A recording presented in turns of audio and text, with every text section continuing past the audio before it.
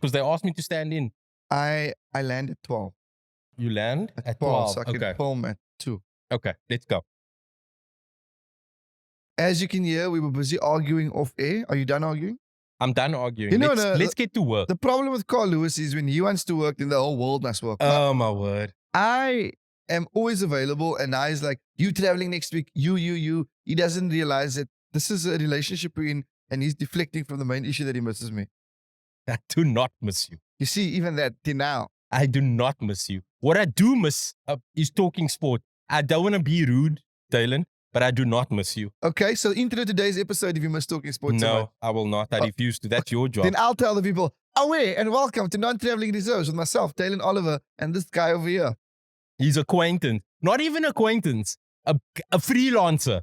I'm a freelancer that happens to do this with Desiree Oliver. A man who... Carl Lewis. Yes, Carl Lewis. A freelancer that won an award with you. We said it in our previous video, but we're saying it again. We got nominated. Duran, pop that up. We got nominated. We got nominated. Did I say win? We said we won, yes. But it does feel like a win. I mean, yeah, we did like 4 months. We expected to get nothing. Yeah, the only nomination we were expecting is to get nominated, take notes at the AGM of the current building that we are forming in. Listen, thank you so much for joining us on Non-Traveling Reserves. We're very excited. Banyana Banyana is at the FIFA Women's World Cup. Before we go anywhere, can we clap? Second one in a row. Before we go anywhere, we just want to say sorry. Can we also get a bucket for our tears? Yes. And can we get Chris Barnard to fix our hearts because we're heartbroken? Yes. It was a brutal Sunday. I was going to start with football before that. I was heartbroken with SAFA already when we didn't make the send-off smoothly. Oh, my word. Due to salaries, wages. Yeah, that's I mean, it's another episode, but yeah. And I genuinely suggest, I'll send the pop-up, but here's the pop-ups. Thank you, Duran. The Daily Mavericks covering of SAFA and Danny O'Dan and the finances. If you read that, there's little doubt why SAFA is not the best run organization. The house isn't in order. The house is not in order. And you know what? I agree with the ladies. Why am I playing a World Cup send-off match in Brakpan? Explain it for 10 marks. The field's grass wasn't even green. Bro, and I think we really need to pay these women like just the minimum amount of respect. Yeah. I'm not talking about the money. And you know, FIFA allocates certain amount of money. 100%. And SAFA weren't guaranteeing that. So that's obviously upsetting. And then we actually get to the opener. Yeah, Heartbreak. Were you awake on 7 a.m.? 7 a.m. I was up. Yeah. I'll be honest, I might have napped through the first half. And then I woke up going, I can't snooze.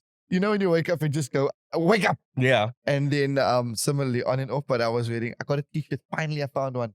On Saturday I was at the mall. Yes, I saw, bro. That's a very nice t-shirt. Thank you. If you can, whip it out here for Durant. It's a very nice t-shirt. I was lucky. I got it at Total Sports for 999. Okay. I don't mind investing in my national team's t-shirt. I like wearing a South African sweater. Yeah, no, it's dope. At the World Cup. Dope. Do you know also, I want to get back to Bafana and the actual game against Sweden. Banyana. Yeah, Banyana. I need to pay the respects. I'm talking about SAFA, but I need to pay the respects. Talking about kits, Cape Town City also killed the game with their kits. Sexy, eh? Their home kit and their alternative kit is so good looking. I saw you tweeted about it. Yeah, bro, because it was just so nice. And then I asked someone who worked there for some discount. Did they hook you up? Well, not yet. You asked Julian. They said no, not Julian. Okay. Because Julian's very professional. I know. Shout out Jules for being professional. Yeah. So you called out Carl nicely once on Twitter. Yeah. So I can't ask Julian. So I got my other people there. Okay. But they've always hit it nail on the head. Marketing, keeping it sexy, keeping it cool. Yes. That fans want to wear the apparel. So it's just up to Cape Town to support, because I feel like they're putting in the hard work in their social media and marketing. I feel we need to show them some support. Look, it's tough to fill a stadium like Cape Town Stadium. I believe that Cape Town needs a 15,000 seater. Yeah. I guess that is Athlone Stadium, but maybe some people don't want to travel to Athlone. They must go, man. Athlone Stadium is not a bad stadium. Dude, look with the Under 20 World Championship. Exactly. And I think it can host lekker matches. I mean, I went to go watch Cape Town City and Sundowns there, and it was so lekker. It's CAF approved as well, if I'm not mistaken. Yeah. But Should we get back to our ladies? Let's get back to our ladies. The amazing kit of Banyana Banyana. Sweden was tough because Hilde Magaya gave us the lead in the 48th minute. Is it 48? 3 minutes Yes, into second half. And then they equalized 65th. 65th. Yeah, Nicole. Yeah. But, I think we said in a previous podcast, like, if they can walk away with a point. Yes. Because remember, Sweden is not the easy pickings. This is the third place team in the world. We're 54th. And we were leading for just under 20 minutes. We were, 3-4 minutes away from walking away with a point. 1-1. And for me, that's like a typical South African football story. We get so far and then we get our heart broken late in the game. And it's very soul-destroying to watch that. It is, especially when you know the country and the lack of support that our women get, and the lack of infrastructure from grassroots up to the national side. And then for them to go there and be these giants and take the lead and then get so close. So it's the narrative of hope and self-belief. And even when we lost, we were like, we lost, but guys, they were third in the world. So we never ever slamming them for losing, because no, I don't think you can. It's obviously upsetting because they took us that far, and a point was within reach, and I think that would have been our first World Cup point. Yes, you were talking about giants and things like that. I mean, they managed to keep them level and have a lead against Sweden, the Swedish women, who are giants. They're giants. There was such a noticeable height difference. Eh? So noticeable. And I mean, you could see the way they were swinging. Sweden was swinging in their corners. They just attacking Kaylin Swart. Yes. Because they noticed the height. How do we can't even combat that. Like, it's not like we're tiny and we're jumping extremely high. Yeah. Yes, we got pace, etc. But even just with the games going forward, like, how do we combat that? It's hard to, and it's really about grit, and that's something that this Banyana team has, a lot of grit outside of their technical quality. They've got that dog in them, DAWG. 100%. But now they got Argentina and they've got Italy, and I think they'll be, Argentina lost to Italy. Can we snap for that? That's great for us. That's an opportunity. So we basically have to get 3 points against Argentina if we want to think about qualifying. But I mean, this is definitely a match that we must have looked at and seen, okay, maybe we can win this. Yes, listen. Or walk away with a point or something. This is my positive I'm taking about it. We played Costa Rica in a warm-up match, friendly, but last Saturday, and we beat them.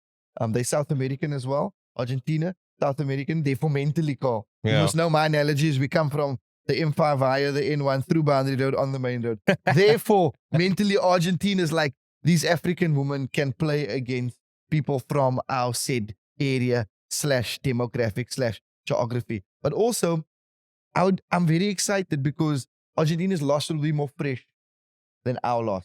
Yes. We lost Sunday, but they lost now to die. Yeah, and I think there's definitely a lot more that we can take from our loss, despite it being so late. We can take more from it than maybe Argentina against Italy. I mean, Italy also ranked quite high. Yes, if I'm not mistaken. We went through this. Today, if you can, because we did this in the previous podcast, if you can just pop up the rankings. FIFA rankings. Of Italy along with Sweden and Argentina. Those I think Italy could be in the top 10 and Argentina could be like 17 or something. Anyway, me, trying to be as reasonable, logical, rational as...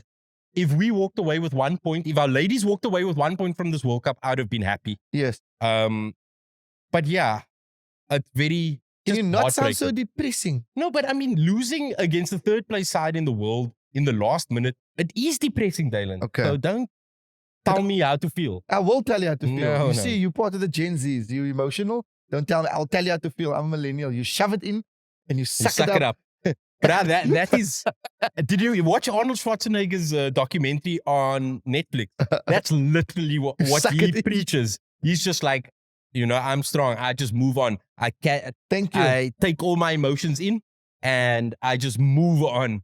But the guy's actually a beast. It's a very good documentary. I watched Fubo, his latest series. Apparently, there's some good moments in there. I really like it. That's cool. But I watched the documentary.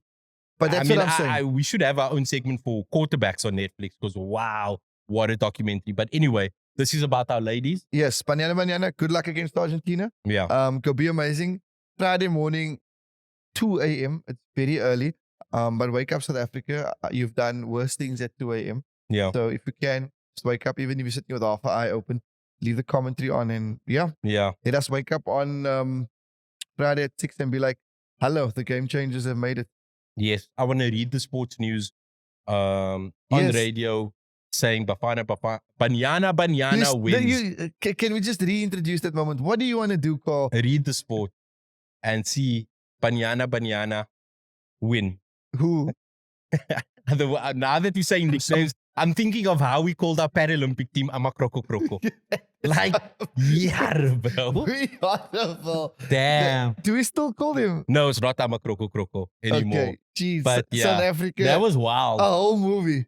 I mean, you take the good with the bad because, I mean, our under 23 side used to be Amaglug Glug, which I like. Amajimbos. I think that was Tassel. But that was cool. But Amakroko Kroko, yes. The 90s were just a different time. But people anything goes there, bro. You see, I told you, suck it up, you shove it into the deepest part. I was singing a song and I can't remember from which World Cup it was. Please don't sing a song. Was it football or rugby? Can we end it then? No. And sorry if I'm getting the words wrong.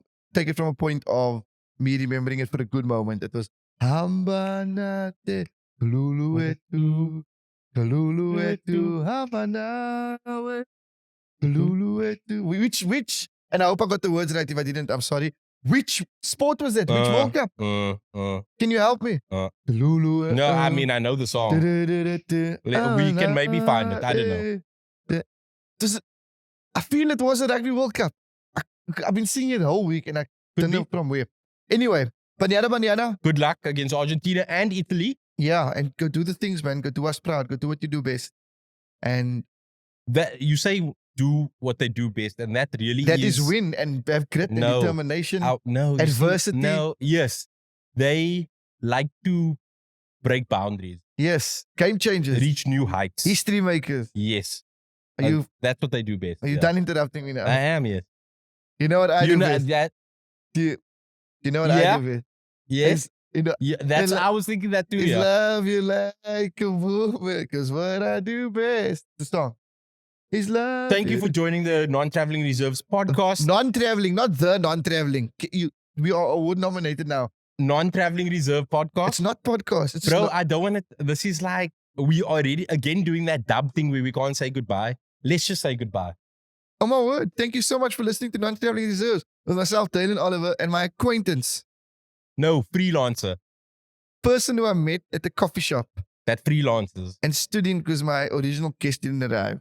Exactly. No chemistry, no outside relationship, pure business. Thank you so much, Carl Westy. Thank you so